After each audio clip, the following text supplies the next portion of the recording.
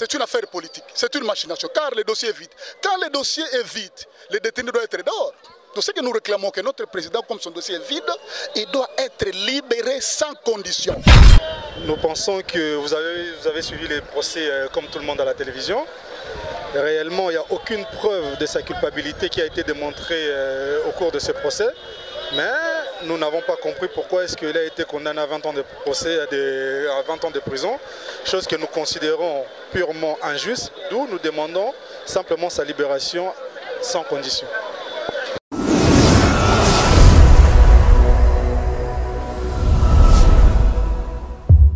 Parti de leur siège sur l'avenue Enseignement, non loin du boulevard Triomphal, les militants du parti politique Union pour la Nation congolaise, UNC en sigle, ont marché pour solliciter auprès de la justice congolaise la liberté de leur leader emprisonné depuis près de 5 mois déjà pour détournement des deniers publics. La marche s'est bien déroulée dès son point de départ jusqu'à son point de chute. Aucun accident, aucun dérapage n'a été constaté. Je réponds au nom de Jackie Kikwata. Je suis cadre de l'INC.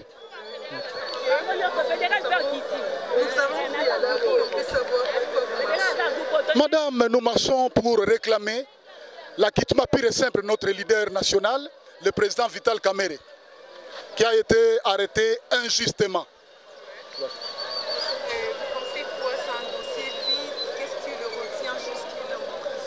Madame, c'est ce que nous nous posons des questions. Nous avons compris que c'est une affaire politique, c'est une machination, car le dossier est vide. Quand le dossier est vide, le détenu doit être dehors. Donc ce que nous réclamons, que notre président, comme son dossier est vide, il doit être libéré sans condition. C'est-à-dire qu'il n'y a jamais eu de détournement? Sûr, il n'y a pas eu de détournement, parce que les juges ont erré dans les droits. Ils n'ont pas pu démontrer là où le président Vital Kamerhe a détourné l'argent.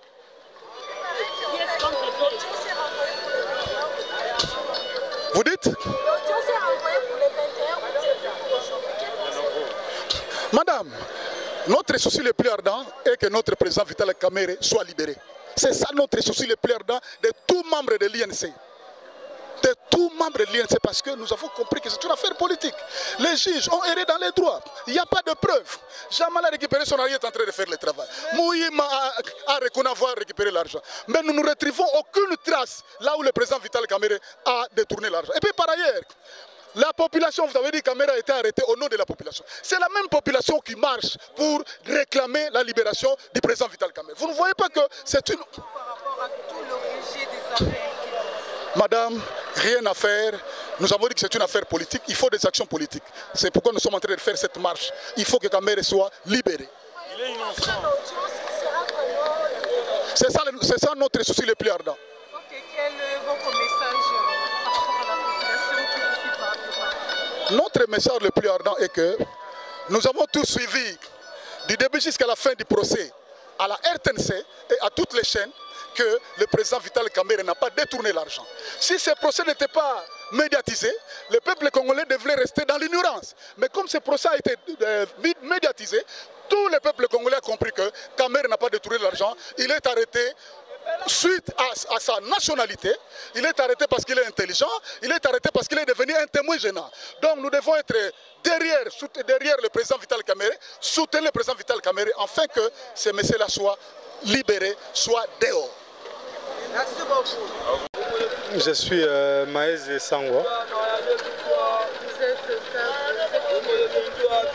Je suis le troisième secrétaire fédéral adjoint chargé de l'administration et finances de l'UNC France. Ok, vous êtes à la rue, vous marchez pourquoi? Pardon?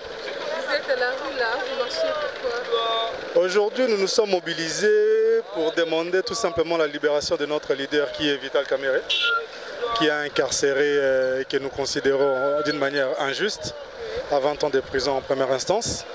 Aujourd'hui, normalement, il devait y avoir l'ouverture de son procès en appel, mais chose qui a été reportée en date du 21 octobre. Mais nous devons simplement, fallait montrer justement que nous sommes derrière lui, que nous le soutenons à 100%.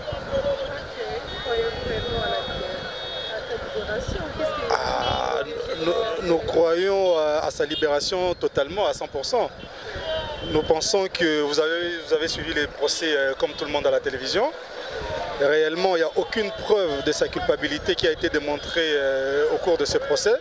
Mais nous n'avons pas compris pourquoi est-ce qu'il a été condamné à 20 ans de procès, à 20 ans de prison, chose que nous considérons purement injuste, d'où nous demandons simplement sa libération sans condition.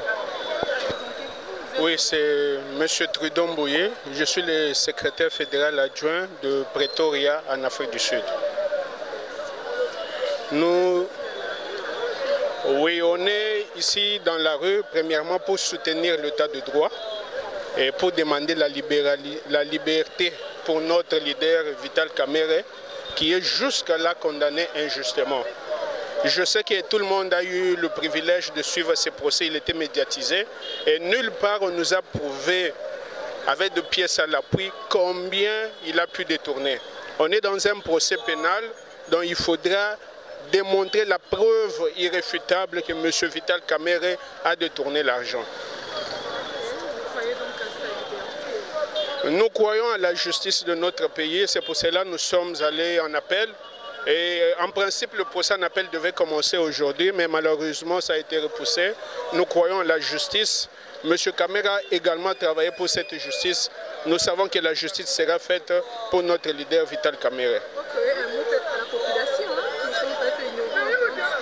Un mot à la population, je veux demander à la population d'être calme. Ils ont suivi eux-mêmes le procès et ils savent que Vital Kamerhe est innocent parce qu'on n'a pas pu prouver sa culpabilité.